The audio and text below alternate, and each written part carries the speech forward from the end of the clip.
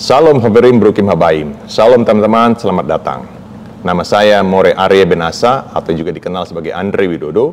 Saya saat ini berada di Sinagog Al-Fat Israel Sri Lanka. Pada bagian kali ini, saya akan membahas tentang Sabat-Sabaton di dalam Hari Raya Yom Kippur. Dan juga kemudian saya akan membahas tentang Yom Kippur dan Perjanjian Baru.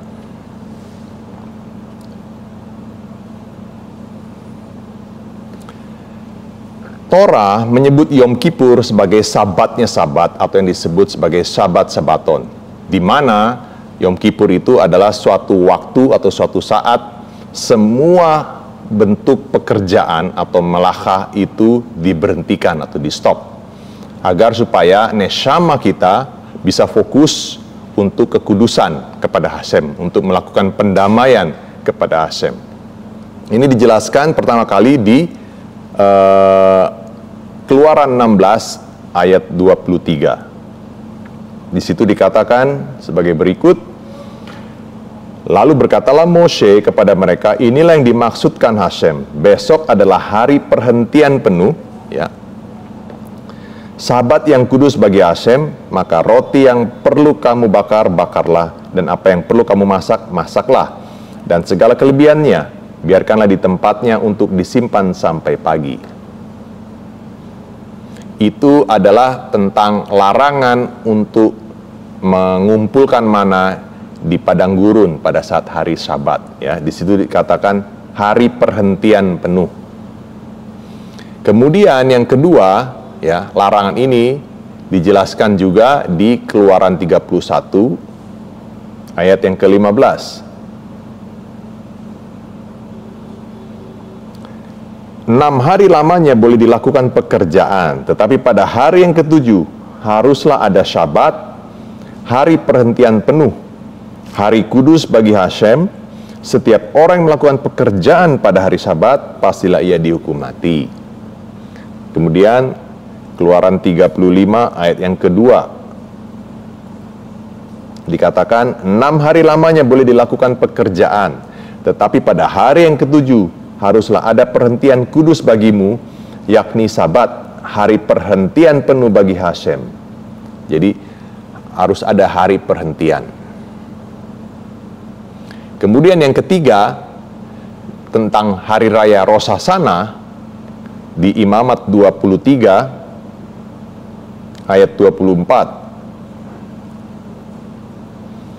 Katakanlah kepada orang Israel begini, dalam bulan yang ke-7, yaitu bulan Tisri, pada tanggal 1 bulan itu, kamu harus mengadakan hari perhentian penuh, yang diperingati dengan meniup shofar, yakni hari pertemuan kudus. Jadi ada konteks namanya hari perhentian penuh.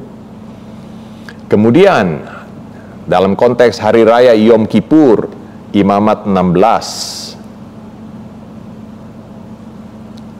ayat 31 dikatakan, hari itu harus menjadi Sabat, hari perhentian penuh bagimu, dan kamu harus merendahkan diri dengan berpuasa. Itulah suatu ketetapan untuk selama-lamanya. Ini tentang hari raya Yom Kippur. Kemudian Imamat 23 ayat 32 dikatakan, itu harus menjadi suatu Sabat, hari perhentian penuh bagimu, dan kamu harus merendahkan diri dengan berpuasa. Mulai pada malam tanggal 9 bulan itu, dari matahari terbenam sampai matahari terbenam, kamu harus merayakan Sabatmu. Itulah yang dijelaskan di dalam Torah tentang hari raya Yom Kippur. Kemudian juga hari raya Sukkot dijelaskan di Imamat 23 ayat 39. Dikatakan, akan tetapi pada hari yang ke-15 bulan yang ke-7 itu, pada waktu mengumpulkan hasil tanahmu, kamu harus mengadakan perayaan bagi Hashem 7 hari lamanya. Pada hari yang pertama haruslah ada perhentian penuh, dan juga pada hari yang ke-8 harus ada perhentian penuh. Dan juga 2 hari hari raya Pesach atau Paskah di Imamat 23 ayat 7-8 dikatakan, Pada hari yang pertama kamu harus mengadakan pertemuan kudus, janganlah kamu melakukan sesuatu pekerjaan berat. Kamu harus mempersembahkan korban api-apian kepada Hashem 7 hari lamanya. Pada hari yang ke-7 haruslah ada pertemuan kudus, janganlah kamu melakukan sesuatu pekerjaan berat. Dan juga hari raya Shavuot di Bilangan 28 ayat 26 dikatakan, pada hari raya Shavuot, pada waktu kamu mempersembahkan korban sajian baru kepada Hashem, pada hari raya lepas 7 minggu, haruslah kamu mengadakan pertemuan kudus, maka tidak boleh kamu melakukan sesuatu pekerjaan berat.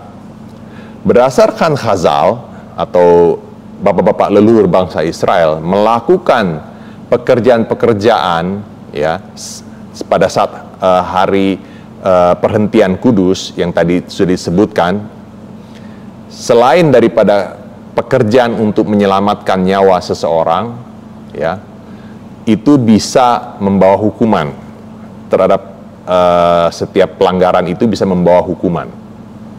Kalau kita menambahkan ya semua hari perhentian kudus tadi yang tadi disebutkan, kita akan menemukan 7 hari perhentian penuh bagi Hashem.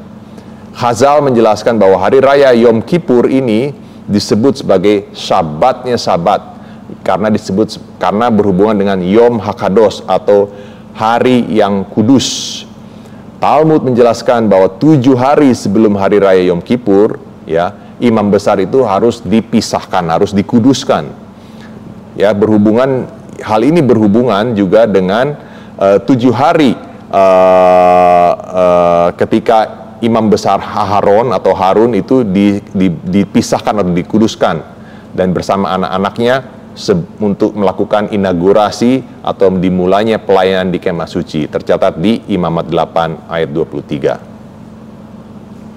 Chazal juga menjelaskan bahwa pada saat hari raya Yom Kippur, mengapa disebut Sabat Sabaton, ya, Chazal menjelaskan bahwa pada hari raya Yom Kippur Satan itu tidak memiliki kemampuan untuk melakukan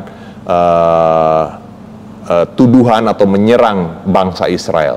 Karena gematria dari kata Satan yaitu Sin, Tet, dan Nun yaitu 364 menjelaskan bahwa Satan itu bekerja selama 364 hari kepada bangsa Israel, tetapi hanya pada 1 hari, ya, yaitu pada hari raya Yom Kippur, ya, Satan itu tidak memiliki kekuatan, tidak memiliki kekuasaan untuk melakukan tugasnya untuk menyerang bangsa Israel.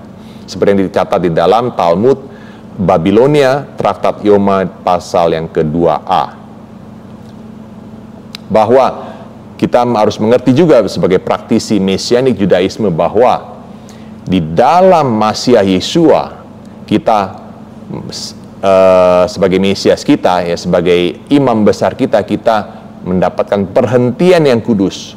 Ya, itu sebabnya ada hubungannya antara hari raya Yom Kippur dengan Masiah Yesua atau Mesias Yesua dan juga dengan perjanjian yang baru. Di dalam perjanjian baru, ya, salah satu peranan dari Masiah Yesua adalah sebagai imam besar pada saat nanti kedatangan yang kedua kalinya, yang memberikan kaparah atau pendamaian, ya, atas semua pelanggaran atau kecacatan atau semua kesalahan umat manusia dengan memberikan korban darahnya di ruang Maha Kudus yang tidak dibuat oleh tangan manusia, seperti yang tertulis di Ibrani pasal yang ke-3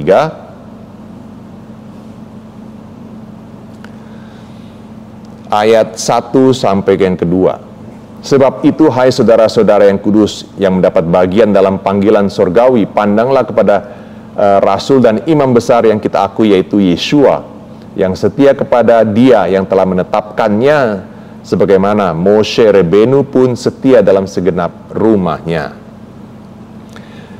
Mengapa penting kita mengerti tentang korban darah? Seperti yang tertulis di dalam Imamat 17 yang tadi sudah kita bacakan, Imamat 17 ayat yang ke-11. Karena nyawa makhluk ada di dalam darahnya, dan aku telah memberikan darah itu kepadamu di atas mezbah untuk mengadakan pendamaian bagi nyawamu. Karena darah mengadakan pendamaian dengan perantaraan nyawa. Itu sebabnya ya, nyawa segala makhluk, kita sebagai manusia, atas pelanggaran kita sebagai manusia memerlukan korban darah manusia. Sebagai manusia, kesalahan kita tidak bisa ditebus oleh darah binatang. Ya, karena hanya manusia yang memiliki neshama, binatang tidak memiliki neshama. Itu sebabnya untuk bisa menyempurnakan neshama kita, kita perlu juga ada manusia yang mau berkorban kepada Hashem atau membawa suara kita kepada Hashem. Korban darah itu kepada Hashem itu penting untuk pendamaian akan setiap dosa dan pelanggaran manusia, seperti dikatakan di Imamat 17 ayat yang ke-11. Dan ini sejajar dengan yang dijelaskan di dalam Ibrani 9 ayat yang ke-22. Di situ dikatakan, dan hampir segala sesuatu disucikan menurut Torah dengan darah, dan tanpa penumpahan darah tidak ada pengampunan. Jika demikian, apakah Yeshua itu adalah korban manusia? Hasve khalilah, hasve salom. Tidak mungkin, God forbids, Hashem melarang hal itu. Bukan berarti bahwa Yeshua adalah korban manusia, bukan itu maksudnya. Tetapi kematian Yeshua adalah sebuah kidus Hashem, sebuah mesirut nefes, ketika Yeshua menyerahkan nyawanya secara sukarela untuk bisa menyelamatkan bangsa Israel.